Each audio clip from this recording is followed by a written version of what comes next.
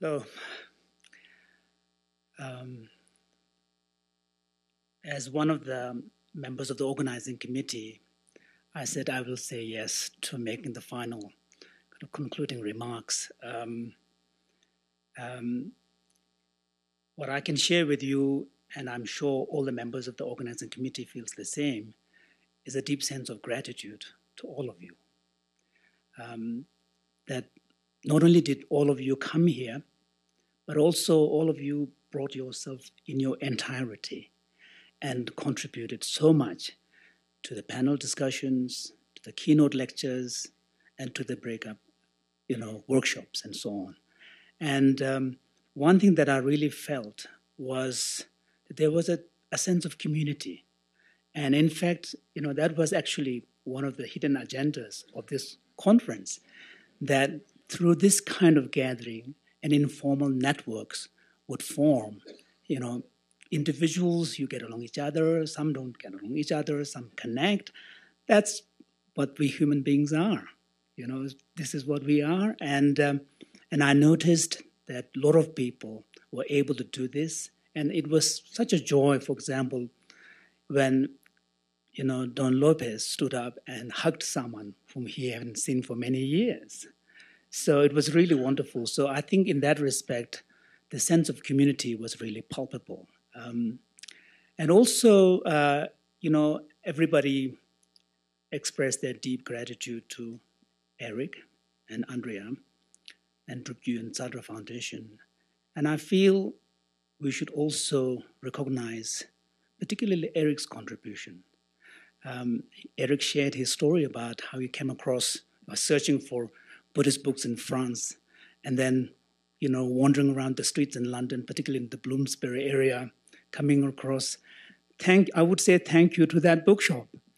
In the Tibetan tradition, as an ex-monk,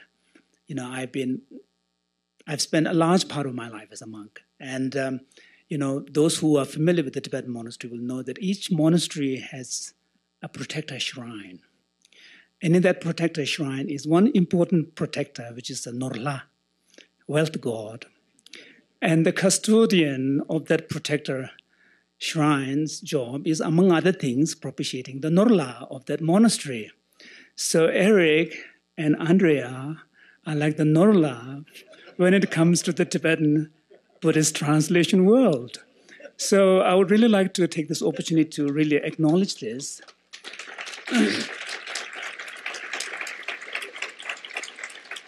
And I would also like to thank Andrea for really being 100% behind Eric's Tibetan Buddhist adventure. And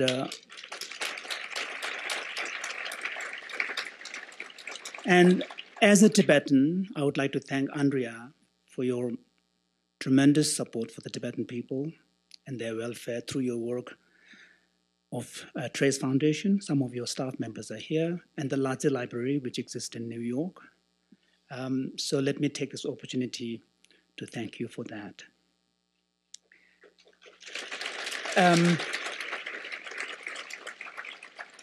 All of us who are here are familiar with Tibetan Buddhist tradition, and one of the 7 limbs is rejoicing, Jesu Yirang. There is a beautiful line in one of Tsongkhapa's poems where he says that Beba chungu labjian cho duba gela Jesu Yirang chotusum. Says one of the most excellent way to accumulate great waves of merit with the least effort is to really rejoice in the good deeds, so the Buddha has taught. So I would like all of us to take this opportunity to rejoice in what the good deeds of Eric and Andrea, as well as the Zara Foundation, but also all of our good deeds in coming together here. I thought of recapping the sort of the highlights of the 3 days, but I decided that I won't be able to do any justice to the tremendous depth and breadth of presentation we were exposed to. But I thought I would probably identify some of the recurring themes that kept propping up. We had essentially 2 kind of moving parts. One was translation, the other one was transmission, and the third part was somehow the combination of the two, which was kind of hinted in this morning's panel discussions topic, which was authenticity and myth creation. So I thought I would sort of pick some of the key themes that kept recurring. Now, on translation, we were really treated to a tremendous feast in the form of Professor David Bellis's lecture. It was just, he set out of the terrain. We were taken all the way before the Common Era itself, when what we know as translation began. He also shared with us the kind of experience and challenges he faces as a translator, the choices he has to make, and the responsibility to the reader and so on. I think that really set the tone and set the agenda and really cast this vast net so that we don't get kind of sucked into this confined area of the small Tibetan Buddhist translation world. On the second day, and it was actually Woolston who's made the recommendation to invite David Bellis. So my hat's off to you. It was really a fantastic suggestion. On the second day, Professor Janet Gyatso really opened this whole thinking about what we mean by transmission and how does it relate to the process of translation.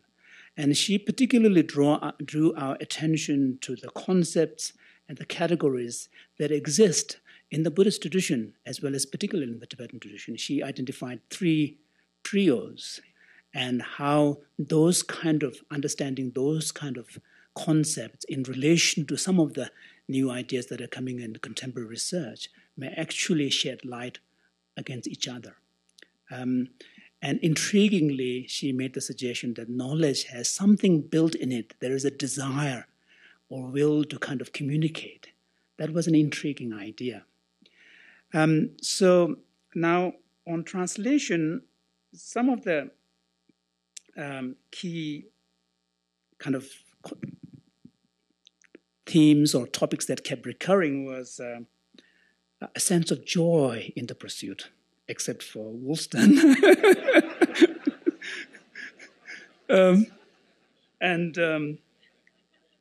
And also the recognition that translation is a complex creative process, that someone even said that it's like an art. That's why what makes it joyful.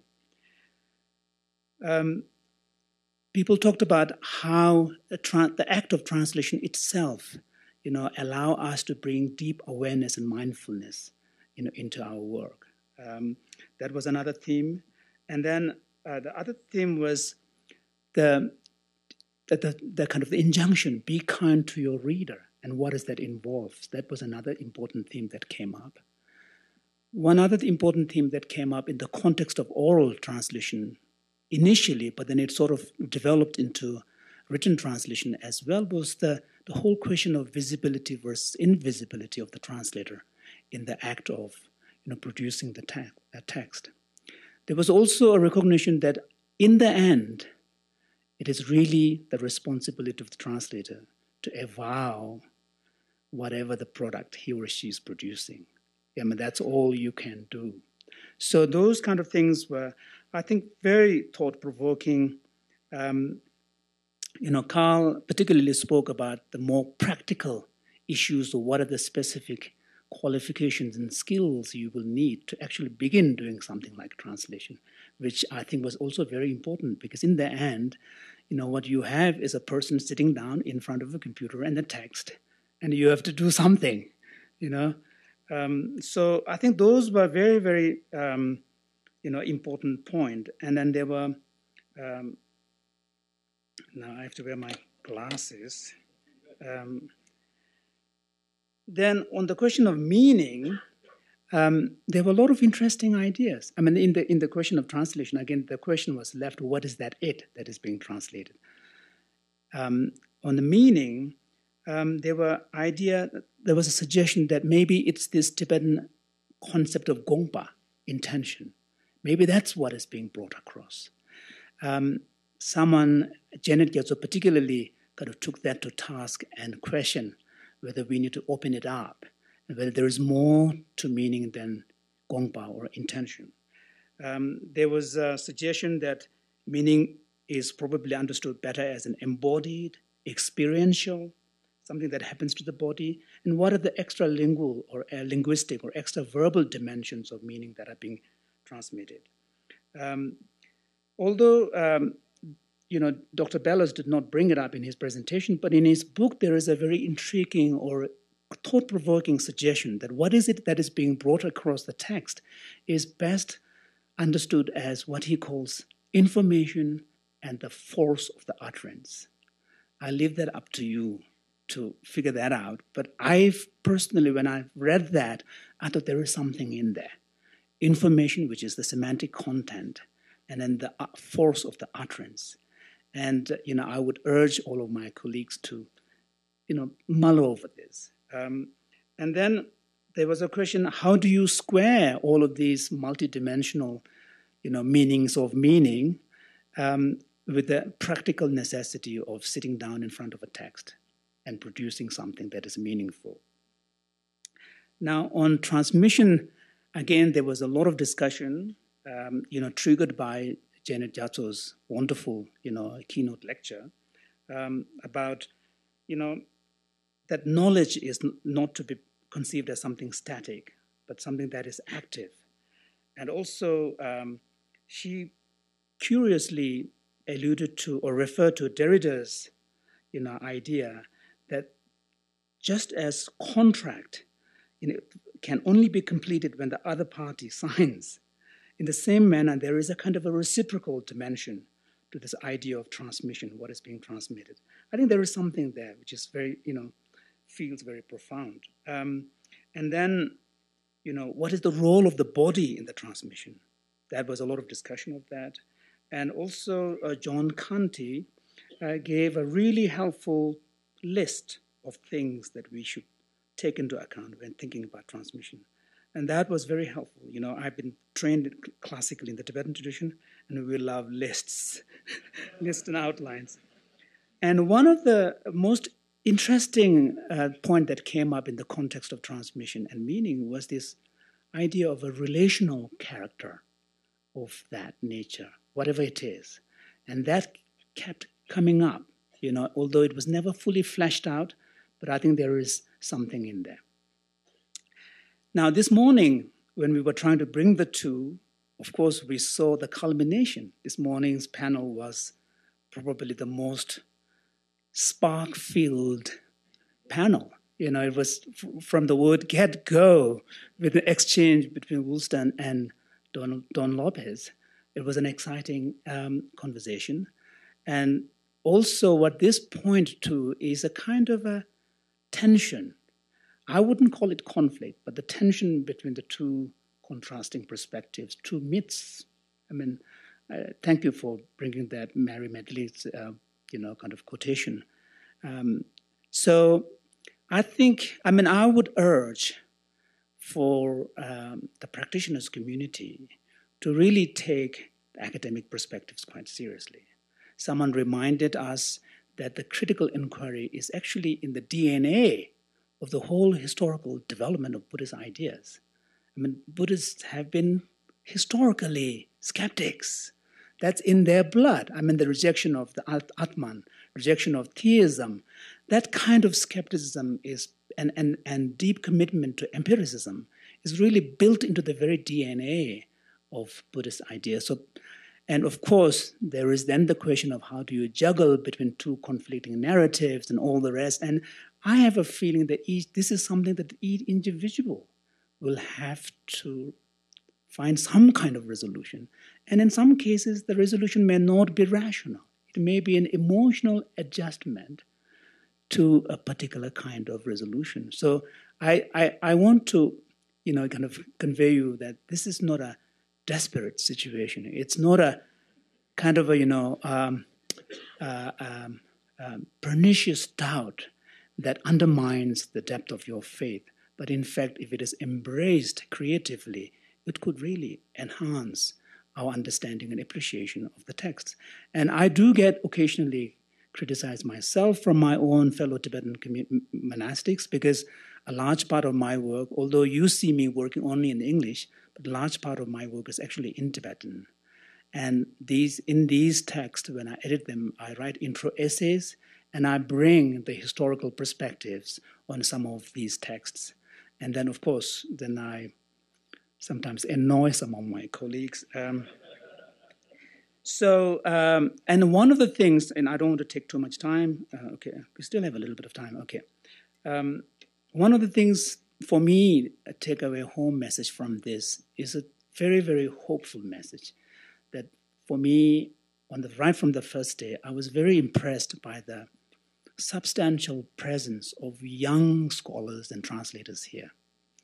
And also, one of the things that also heartened me is that there's at least more than 50% of the people who are here I don't personally know, which is always a good sign, because the world is not getting insular.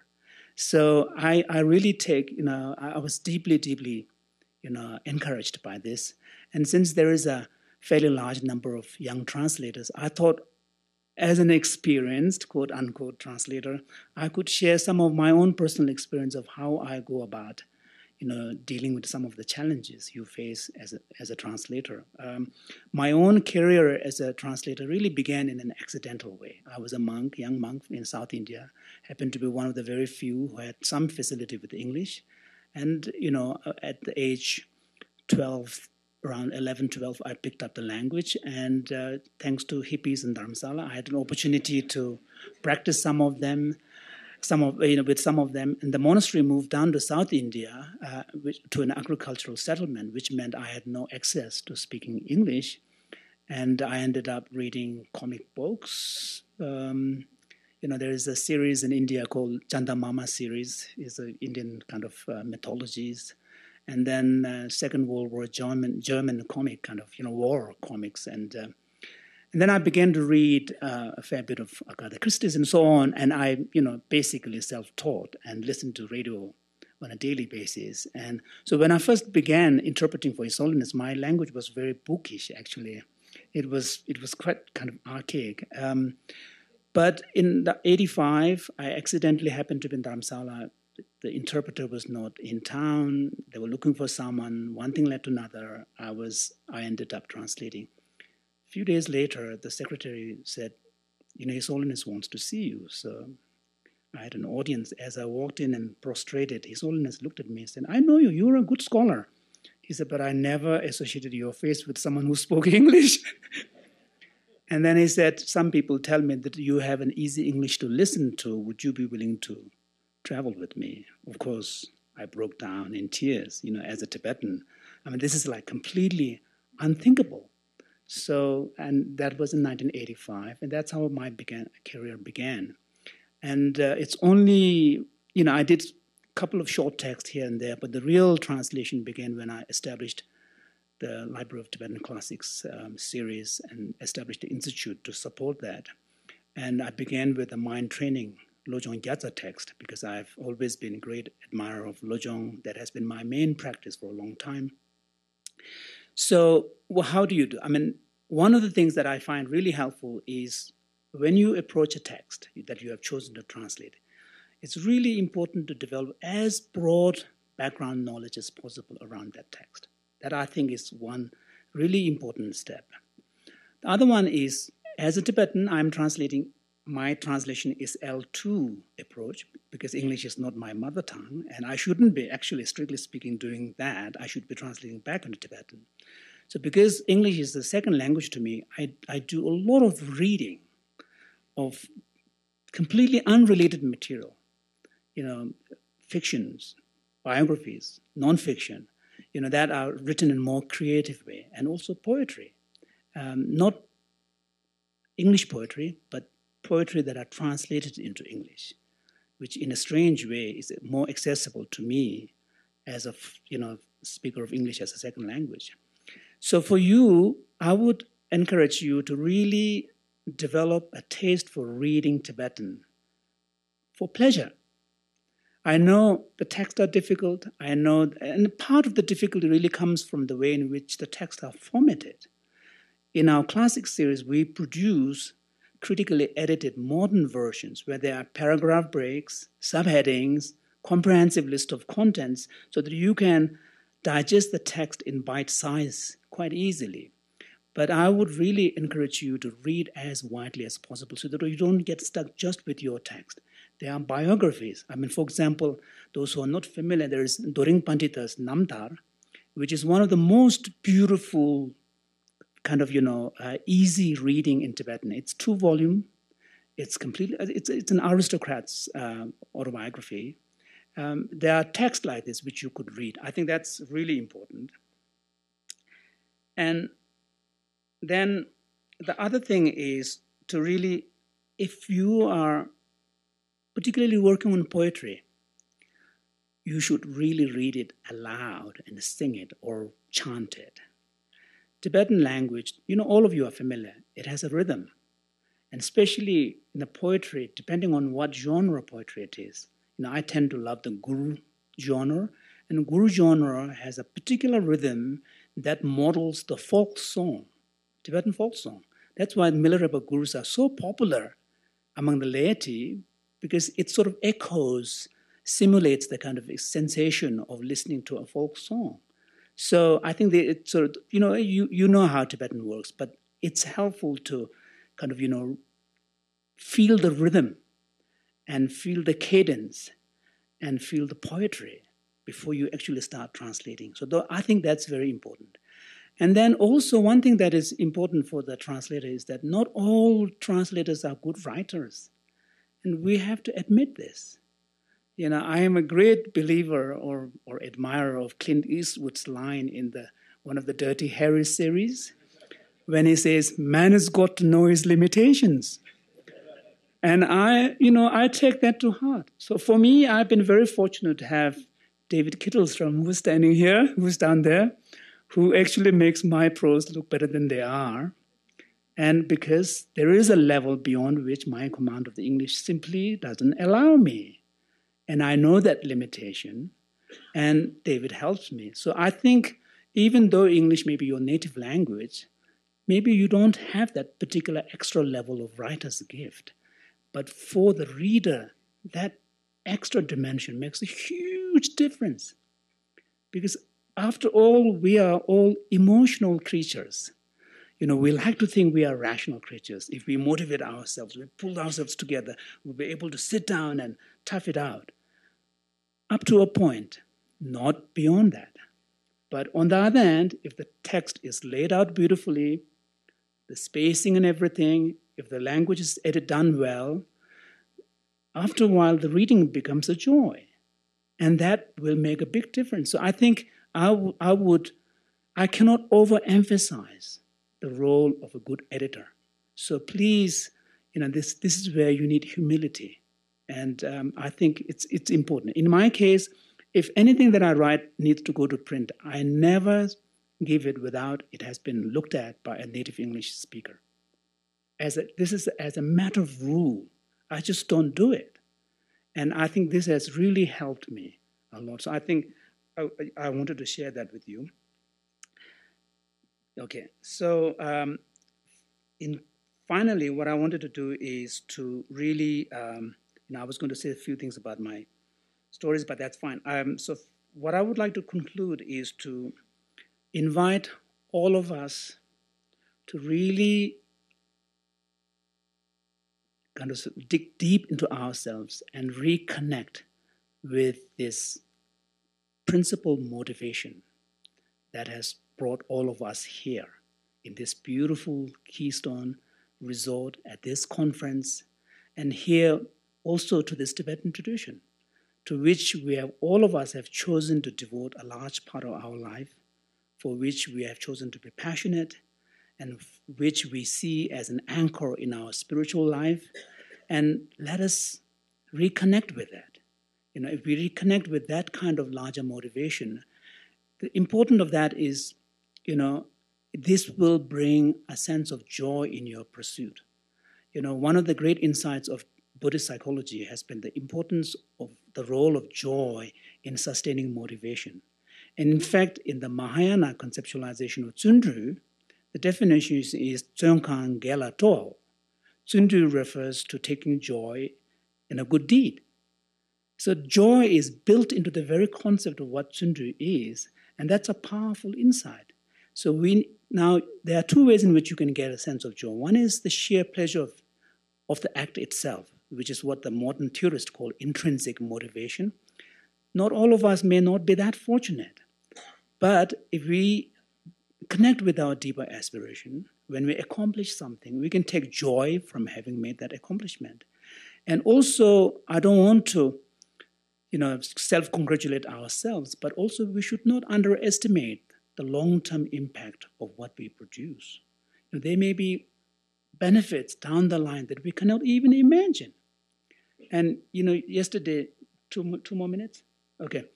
David Germano talked about how the Buddhist ideas and the contemplative practice are now coming into domains of, it's a normal public kind of life. Mind and Life has been at this intersection of Buddhist ideas and practices on the one hand, and scientific rigor and discipline and research on the other.